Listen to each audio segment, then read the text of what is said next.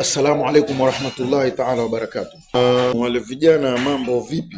Mimi naitwa Yahya Baya Zongo. Mimi ni mkazi wa Mnarani Ward na maneno kidogo nitaka kuyazungumza. Pwani imekuwa na matatizo ya ardhi muda mrefu sana, na kila kiongozi anaingia katika mamlaka ya usema mimi nitatatua tatizo la ardhi Pwani, mimi nitatatua tatizo la ardhi sehemu fulani. Lakini ukiangalia kila mtu anayelizungumza hili tatizo kwamba mimi nitalitatua, akishapewa yale mamlaka, akishaingia, utamwona kuna chochote anachokifanya, kuna chochote, na huo ndio ukweli.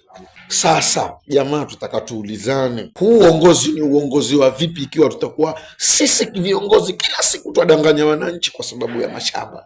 Nazungumza hivi kwa sababu, lakini mimi nitaka kuzungumza in general. Nyinyi viongozi wa Pwani nyote, hili suala ni suala nyeti, na saa hizi lachipuka kwa sababu mwataka kura.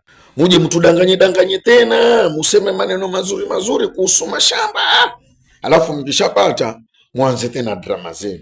Jamaa, si uzuri, si uzuri kabisa. Bwana Mola subhanahu wa ta'ala yomwambia, ya Dauda inna ja'alnaka khalifatan fil ardi fahkum baina an-nasi bil haqqi wa la tattabi'il hawa fayudhillaka an sabilillah.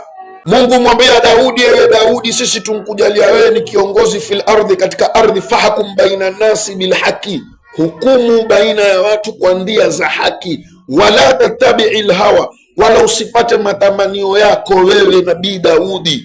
Haya ni mafundisho sisi tuambiwa kwamba nyinyi viongozi, tupeni haki zetu kwa kila suala ambalo kwamba la mhusu mwananchi wa Pwani na mwananchi wa Kilifi, mwananchi wa Mombasa, mwananchi wa Kwale, endelea katika jimbo zima la Pwani. Wawadanganya wananchi, wawadanganya watu wako, na wamdanganya Allah. Tuweni wa kweli, tuweni waadilifu, na tukifanya hivi sisi viongozi, basi Allah subhanahu wa ta'ala atatupa uongozi mzuri, na janna atakwenda kutupa Firdausi na Bwana Mtume Muhammad sallallahu alaihi wasallam. Assalamu alaikum wa rahmatullahi ta'ala wa barakatuh.